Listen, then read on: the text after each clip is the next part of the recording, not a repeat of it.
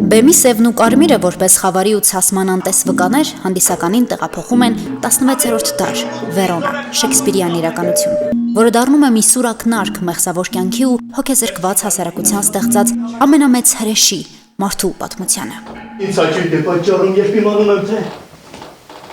ինչպես են իմ պատրաստած գործոցները կատարում իրենց գործ, ինչպես են անխոչուն դոտ հասնում իրենց նպատակին։ Հերոսը թունագործ է, անունը Ռիչարդ, որը հորինված է, Շեքսպիրյան ողբերգության հերոսներից չէ։ Նրա գոյության միակ արդարացումը այսօր եւ այլևս վրեժն է, որը ծնված է կորստից, դավաճանությունից եւ միայնությունից եւ ուղղված այն հասարակության դեմ, որն իրեն երբևէ մարդկային աչքով չի նայել։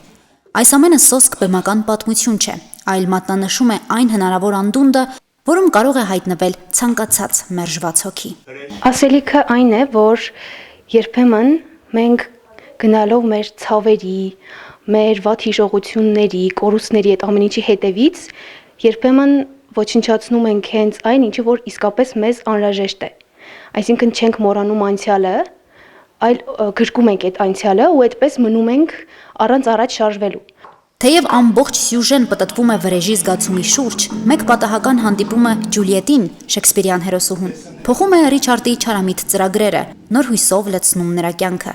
Բեկումնային այդ դրվագը կարծես է դառնում է այն փրկությունը, որն այդքան պակասում էր Ռիչարդին։ Վրեժով լցված սատանայի մեջ սիրո հրեշտակ թաքուն բույն դրած կլիներ։ Սեր, թունոտ, մահացու, որ ինչ որ կերպ մտել է սիրտս, բռնել է ձեռքս, ոտքս, մարմինս ու խավաչիկի նման օրորով ու բան է տալիս։ Անկախ նրանից, թե մենք ինչպիսի ցավ, ինչպիսի կոնֆլիկտ ունենք մեր կյանքում, կարողանանք հաղթահարել մեր ցավը, որպեսզի այն դրականը, որ հայտնվում է մեր կյանքում, ի վիճակի լինենք այդ դրականը ընդունելու եւ վերցնելու։ Այսինքն, եթե մենք անվնացորդ վրեժով ենք լցված, վրեժի ծարավով ենք լցված, ու մեր կյանքում հայտնվի այդ լույսը, ջերմությունը, տաքությունը, մենք արդյոք կարողանանք վերցնել այն, թե ոչ։ Շեքսպիրյան գրչով հյուսված մոնոներկայացում բեմադրելը հեշտ չի տրվել։ Թատերական արվեստում նոր քայլեր անող երիտասարդ դերասանները սա ստեղծագործական մարտահրավեր են համարում։ Ծանր օրվա ավարտին թերևս շատ ծանր զգացումներ նորից համակեց, բայց խաղը իսկապես տարավ,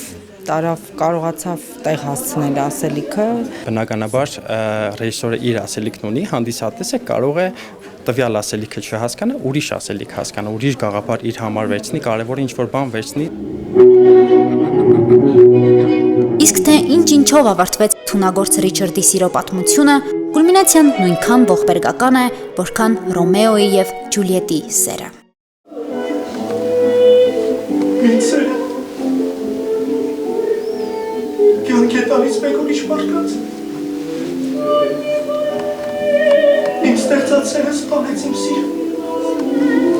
Երիտասարդական թատերախումբը որպես այլընտրանքային թատրոն 5-րդ ներկայացումն է խաղում Գյումրիի հանդիսատեսի համար։ Սա առաջին համարձակ փորձն է մոնոներկայացման ժանրում։ Ռիչարդ պիեսը երիտասարդական թատերախումբը ներկայացնելու է նաև Երևանի հանդիսատեսին։